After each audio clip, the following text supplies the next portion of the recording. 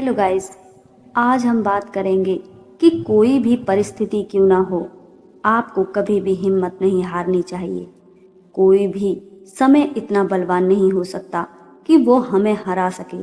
अगर हमारे इरादे मजबूत हैं तो हम हर उस संकल्प को पूरा कर सकते हैं जो नामुमकिन है।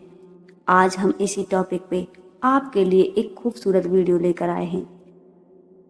सोचिए, आप किसके साथ अपना समय बिताना चाहेंगे? व्यक्ति जो कि निराशावादी है, संकालु है, उदास रहता है और हमेशा इस बात के प्रति अस्वस्थ रहता है कि आकाश में प्रकट होने वाला एकमात्र बादल तूफान ही लाएगा, या वह व्यक्ति जो कि आशावादी है और आत्मविश्वास और उल्लास से परिपूर्ण है और हमेशा किसी भी समस्या का समाधान करने और ढूंढने में सामर्थ रहता है। आपको पता चल जाएगा कि आप दूसरे लोगों के साथ मित्रता करने और उनका सहयोग प्राप्त करने में, बाधाओं पर विजय प्राप्त करने और समस्याओं को अवसर में परिवर्तित करने में सामर्थ्य हैं। हम सभी अपनी आदतों के गुलाम हैं। आपकी आदतें और उनका प्रभाव या तो सकारात्मक है या फिर नकारात्मक है। यह आपकी रुचियों पर ही निर्भर करता है। आप अपने मस्तिष्क पर नकारात्मक विचारों को हावी न होने दें। फैसला कर सकते हैं कि आप नकारात्मक विचारों और भावों को, वे जब भी उत्पन्न हों, उनके स्थान पर सकारात्मक भाव और विचार उत्पन्न करें। सकारात्मक आदतें आपके मस्तिष्क को अधिक सजग रहने, आपकी कल्पनाओं को अधिक सक्रिय रखने, आपके उत्साह को बढ़ाने और इच्छा शक्ति को मजबूत करने में स्वाभाविक रूप से प्रभावित करती हैं। अपने फायदों को अपनी ओर उसी तरह से आकर्षित करती हैं जिस तरह चुंबक लोहे को। व्यक्ति सफलता और संपत्ति को आपकी ओर आकर्षित करता है। एक आशावादी दृष्टिकोण को रोका नहीं जा सकता। शंकाओं और निराशाओं से आपकी रक्षा करता है। जब आपके जीवन में विपत्ति आती है, और यह हम सभी के जीवन में आती है, यह निराशाओं से आपको बचाता है और परिस्थिति के सामने पराजित होने से आपको रोकता है। वास्तव में आपको किसी भी परिस्थिति को स्पष्ट रूप से देखने में सामर्थ्य बनाता है। आपका मस्तिष्क और आपका जीवन आपका है, जिसे आप जैसा ठीक समझें प्रयोग कर सकते हैं। आपको सकारात्मक रूप से सोचना और कार्य करना है। आप अपनी इच्छाओं और अपेक्षाओं को सच में बदल सकते हैं। आपके पास जो कुछ भी है, जब आप उसका श्रेष्ठ प्रयोग करना सीख जाते हैं तो अवसरों को काबू में करना सीख जाते हैं, जबकि दूसरों को वही समस्याएं लगती हैं। वह लक्ष्य जिसे पाने के लिए आप प्रयासरत हैं, उसके प्रति संकल्प लें और बार बार इसे अपनी स्मृति में दोहराते रहें।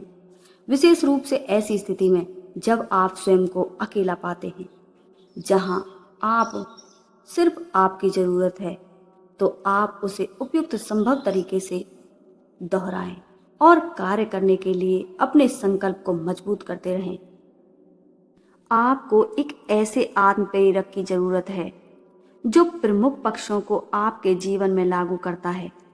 यदि आपको लगता है कि आपका कोई विशेष मनोभाव है जिस पर आप नियंत्रण करना चाहते हैं, तो आप अपने स्वयं के प्रेरक को इसका समाधान करने के लिए अभ्यस्त कर सकते हैं। एक ऐसा आत्म प्रेरक चुनिए जो आपके महानतम विचारों को प्रतिबिंबित करता हो।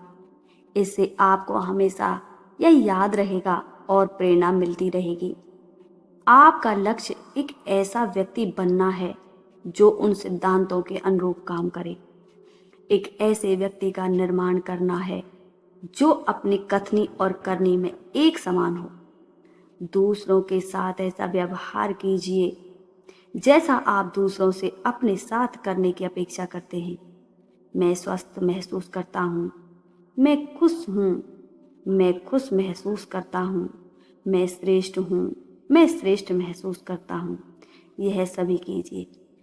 जिसकी मैं कल्पना करता हूँ, जिस पर मैं विश्वास करता हूँ, उसे मैं हासिल भी कर सकता हूँ। हर समस्या में उसके समाधान के बीज भी निहित होते हैं। कैसे विजय इंचों में मिलती है, मीलों में नहीं। मैं कर सकता हूँ, मैं करूँगा, मैं बन के रहूँगा। पूरे दिन अपने आत्म प्रेरक को कई बार जोर जोर से दोहराई। सोने से पहले उसे 50 बार पूरे मनोयोग से बोलिए। उसे ऐसी जगह पर लिख कर रखिए जहां आप उसे देख सकें।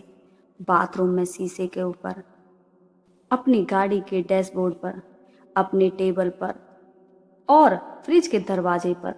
अपने बटुए में भी आप इसे लिख कर रख सकते हैं। जितना ज़्यादा आप इसे दोहराते हैं उतना ही ज़्यादा आप उसमें अभिव्यक्त हो जाते हैं। आप इसे हर जगह लिख कर रखें। आपको कामयाब होना है। आपको इसे हर वक्त अपनी नज़रों के सामने रखना है ताकि आप इसे हर वक्त बोलते रहें। मेरे कोई जानने वाले हैं जिनका अपना ओपिनियन है। उन्होंने सिर्फ एक विश को मांगा और उस विश को मांगने के पीछे उन्होंने अपनी पूरी ताकत लगा दी। उन्होंने मुझे बताया कि जब भी वो जागते उसी के बारे में सोचते और जब भी वो कहीं बैठे होते उसी के बारे में सोचते।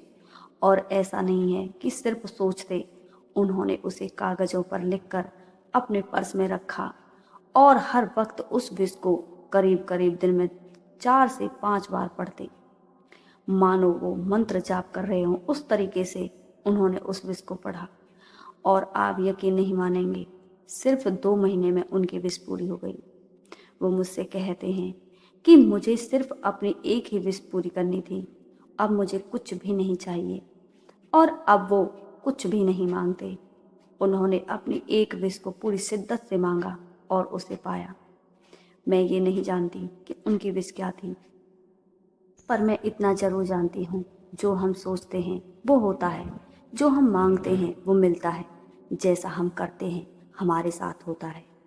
आगे से यदि आपको भी कुछ चाहिए तो पूरी शिद्दत से उसे भगवान से मांगे, यूनिवर्स से मांगे और आपको वो ज़रूर मिलेगा। आज की वीडियो में सिर्फ इतना ही। नेक्स्ट वीडियो में फिर से हाजिर होंगे। वीडियो पसंद आई हो तो लाइक करें, सब्सक्राइब करें, कमेंट करें, शेयर करें। Thank you for watching video.